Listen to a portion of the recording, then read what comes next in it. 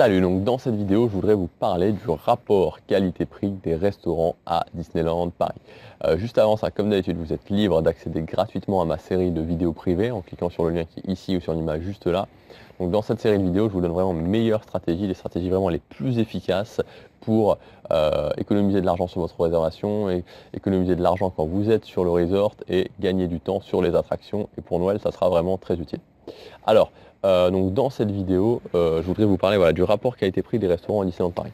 Parce qu'en fait, c'est vraiment quelque chose qui est très très important à comprendre. Enfin, très important, oui, c'est important dans la mesure où vous voulez bien dépenser votre argent. Et voilà, comme je le dis souvent, c'est bien de faire des économies, c'est bien d'avoir des stratégies pour économiser 300, 400, 500, 600 euros sur sa réservation, c'est même super, évidemment. Mais après, si vous dépensez, si une fois que vous êtes sur les parcs, que vous êtes dans le complexe Disneyland Paris, vous faites un séjour qui finalement, vous n'avez pas l'impression d'en profiter parce que vous n'allez pas dans les bons restaurants, vous n'êtes pas allé dans le bon hôtel, etc. C'est pas terrible non plus.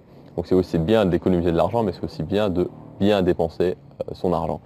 Et donc voilà, donc un concept franchement qui est super super important de comprendre dans le rapport qualité-prix des restaurants à Disneyland Paris, c'est le concept que j'appelle un petit peu de la taxe Disney. Alors la taxe Disney, c'est quoi? C'est tout simplement que dans la plupart des restaurants, vous allez avoir un rapport qualité-prix qui n'est pas le même que dans les restaurants à l'extérieur. Dans les restaurants, si vous allez manger dans votre quartier ou dans une autre ville. Parce qu'à Disneyland Paris, il y a une sorte de chose en plus qui rentre dans le prix, c'est la notion d'ambiance, la notion de magie. Voilà, donc cette notion, elle peut se traduire par une ambiance vraiment très forte dans un restaurant qui va être dans une attraction comme le Blue Lagoon. Elle peut se traduire par exemple par le fait de manger avec des personnages comme au Café Mickey, à l'Auberge de Cendrillon. Voilà, et donc en fait ça rajoute du prix, ça rajoute des choses sur le prix. Donc en fait voilà, c'est une sorte de taxe, voilà, que j'appelle taxe Disney et qui fait que dans certains restaurants, dans beaucoup de restaurants du resort même, vous allez avoir un rapport qualité-prix qui ne sera pas comparable au rapport qualité-prix de l'extérieur parce que justement il y a cette notion de taxe Disney, donc il y a cette notion en plus de la qualité du plat, en plus de la qualité du service, du restaurant, enfin des plats qui sont servis dans le restaurant, etc. Tout ce qu'on retrouve habituellement, il y a en plus la question d'ambiance, la question de magie Disney qui vient ajouter encore du prix, enfin qui vient ajouter encore des euros à l'addition.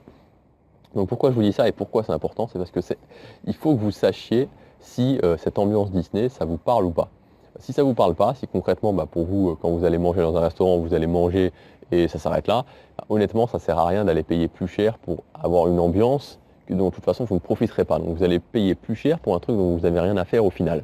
Donc voilà, donc comprenez bien mon message quand je dis ça, parce que j'avais posté une petite vidéo sur Facebook en parlant de ça déjà. Mon message, c'est pas de dire les restaurants à Disneyland Paris, le rapport qualité-prix est pas bon, pas du tout. Moi je suis un fan de la magie Disney, je prends beaucoup de plaisir à aller dans ces restaurants où c'est vrai que le rapport qualité-prix n'est pas comparable à celui de l'extérieur, mais voilà, il y a cette magie Disney et moi j'adore. Mais ce que je veux vous dire, c'est qu'il faut que vous sachiez si vous êtes plutôt fan de cette ambiance ou si concrètement vous n'en avez rien à faire, parce que ça va vous permettre de choisir les bons restaurants, les restaurants qui vous correspondront et qui auront vraiment un bon rapport, vous payerez pour ce que vous aimez, vous payerez pour un service que vous voulez. Et voilà, parce que certaines fois, il y a des gens qui vont aller dans un restaurant, il va y avoir une ambiance superbe, une magie vraiment énorme, mais comme concrètement ils s'en fichent, ils ont l'impression de s'être fait avoir, ils ont l'impression d'avoir payé trop cher, et finalement c'est vrai, ils ont payé trop cher, mais c'est juste parce qu'ils ne s'étaient pas renseignés, juste parce qu'ils n'ont pas organisé leur séjour. Donc voilà, donc c'est important que vous sachiez ça. Ce qu'il faut savoir, c'est qu'une fois que vous avez déterminé dans quelle catégorie vous êtes, on va dire que les 3/4 des restaurants à Disneyland Paris fonctionnent vraiment sur ce système d'ambiance, sur ce système de magie, donc ont cette taxe Disney. Alors, ça sert à rien de penser que c'est parce que c'est un fast-food qu'il n'y aura pas ça. Non, concrètement, non, ça ne fonctionne pas comme ça. Ça va du fast-food jusqu'au plus luxueux des restaurants service à table, qui en l'occurrence est le California Grill. Donc c'est pour tout. Donc c'est pas parce que c'est un restaurant service à table qu'il y aura forcément plus cette taxe Disney. C'est pas parce que c'est un fast-food qu'il y aura forcément moins.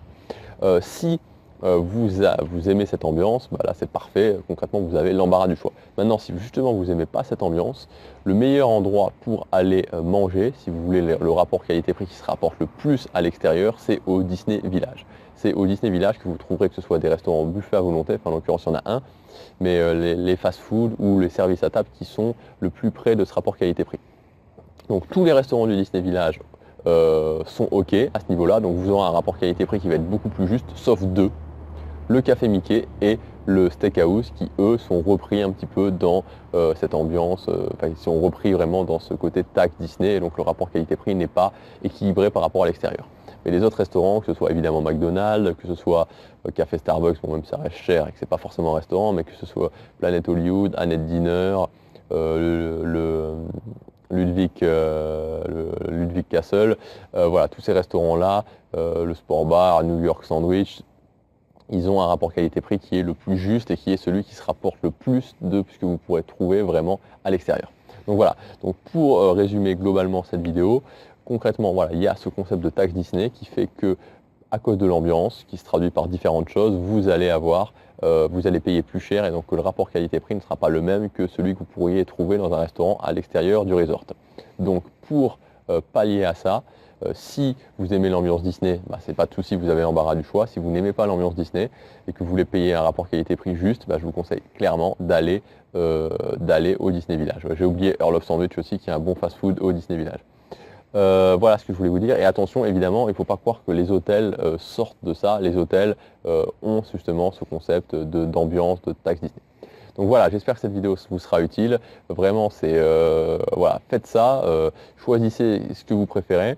Enfin, choisissez ce que vous aimez ou ce que vous n'aimez pas parce que ça vous permettra justement d'avoir des restaurants qui vous correspondent vraiment et de ne pas avoir un petit peu l'impression d'avoir payé un rapport qualité-prix pour un service que vous ne vouliez pas forcément, pour une ambiance que vous ne vouliez pas forcément. Voilà ce que je voulais vous dire dans cette vidéo. On se retrouve demain pour la prochaine. Je poste une vidéo par jour sur ma chaîne YouTube. Si vous avez aimé, vous pouvez cliquer sur j'aime et vous pouvez aussi vous abonner à la chaîne. À demain. Salut.